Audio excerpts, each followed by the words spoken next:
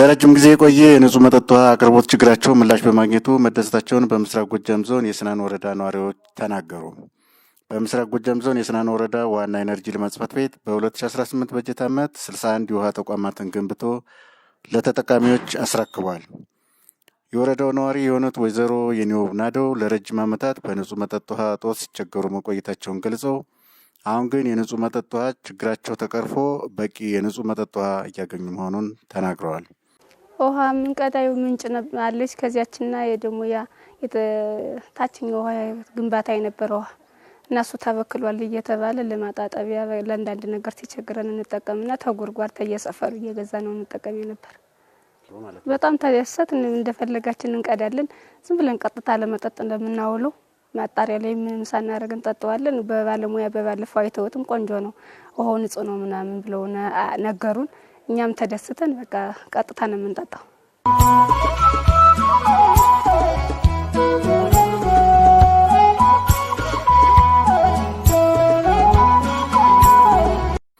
በስናን ወረዳ ዋና ኢነርጂ ልማት ጽሕፈት ቤት የመጠጥ ውሃ አቅርቦት ቡድን መሪ እንደገለጹት በበጀት ዓመቱ በገጠር 18 በከተማ 43 በድምሩ 61 መጠጥ ውሃ ተቋማትን ገንብቶ በማጠናቀቅ 10,501 የማህበረሰብ ክፍሎችን የንጹህ መጠጥ ውሃ ተጠቃሚ ማድረግ መቻሉን ተናግረዋል።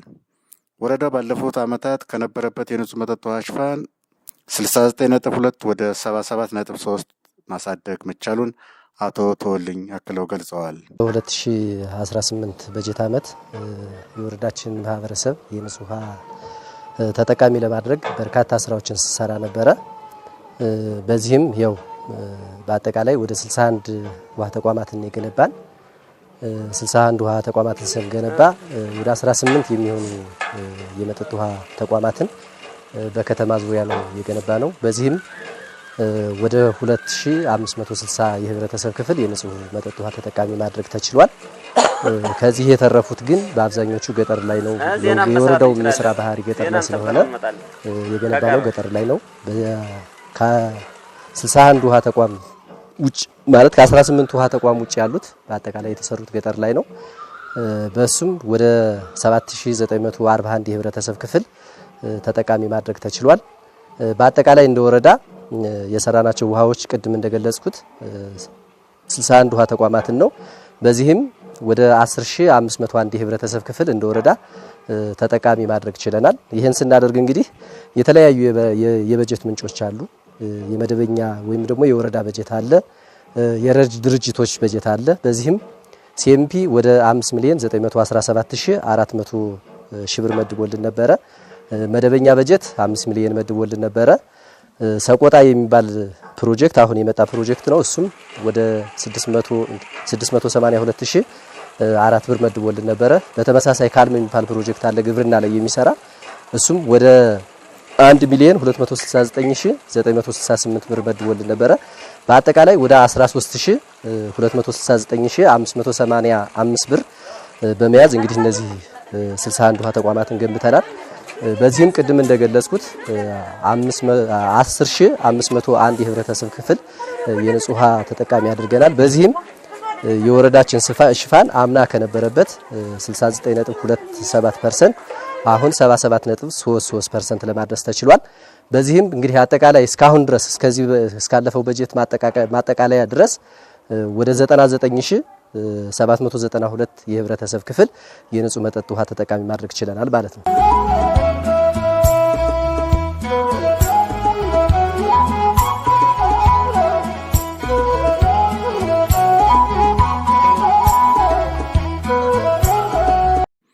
የስናን ወረዳ ዋና ኢነርጂ ልማት ጽሕፈት ቤት አቶ ታደለ ቢተው በበኩላቸው ተቋሙ የማህበረሰቡን የንጹህ መጠጥ ውሃ ተጠቃሚነት ለማረጋገጥና ተደራሽነትን ለማስፋት ትኩረት ሰጥቶ ሲሰራ መቆየቱን ገልጸዋል። የማህበረሰቡን የንጹህ መጠጥ ውሃ ችግር ለመፍታት ከ13 ሚሊዮን ብር በላይ በሆነ ወጪ በከተማና በገጠር 61 የውሃ ተቋማትን በመገንባት 10,501 የህብረተሰብ ክፍሎችን ተጠቃሚ ማድረግ መቻሉን ኃላፊው አያይዘው ገልጸዋል። እንደተባለው የስናን ወረዳ ዋና ኢነርጂ ጽሕፈት ቤት የንጹህ መጠጥ ውሃ ማህበረሰቡ እንዲያገኝ አልሞ የሚሰራ ተቋም ነው። በዚህም በተለይ ከተማ አካባቢ በጣም ሰፊ የሆነ የውሃ ችግር አለ።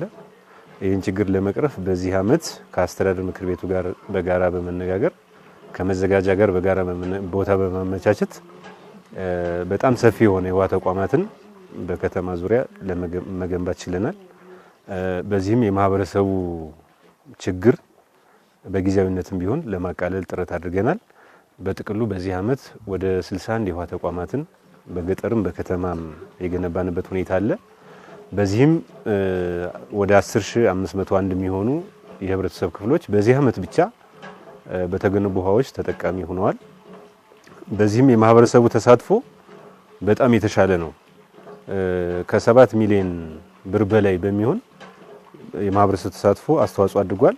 እንደ መንግስትም እንደ ረጂ ድርጅቶችም በመንግስት ደረጃ ከ5 ሚሊዮን ብር በላይ በረጂ ድርጅቶች በጥቅል ከ8 ሚሊዮን ብር በላይ በሲኤምፒ በካል በሰቆጣ በድምሩ ወደ 13 ሚሊዮን ብር ተመድቦልን ወደ ስራ ገብተናል። የህብረተሰቡን ተሳትፎ በመጨመር በጥቅሉ ከ20 ሚሊዮን ብር በላይ ነው ለ61 የውሃ ግንባታ የተጠቀም። ስለዚህ የማህበረሰቡ ተጠቃሚነት በዚህ ዓመት በጣም ሰፊ ከተሰጠን እቅድ አንፃር በጣም ከ200% በላይ ነው የፈጸመው። ይሄም ሊሆንበት የቻለበት ምክንያት ምንድነው? ማህበረሰቡ ተሳትፎ እያደገ በመምጣቱ ለውሃ ግንባታ ባለቤት እየሆነ መምጣቱ አስተዋጽኦ ከፍ እያለ መምጣቱ የተሻለ እንድንገነባ አስተዋጽኦ አድርጎልናል። ስለዚህ በዚህም እንደተባለው እንደ ወረዳችን እስካሁን ባለው ወደ ከ99 ሺህ በላይ የህብረተሰብ ክፍል የንጹህ መጠጥ ውሃ ተጠቃሚ እንዲሆን ተደርጓል።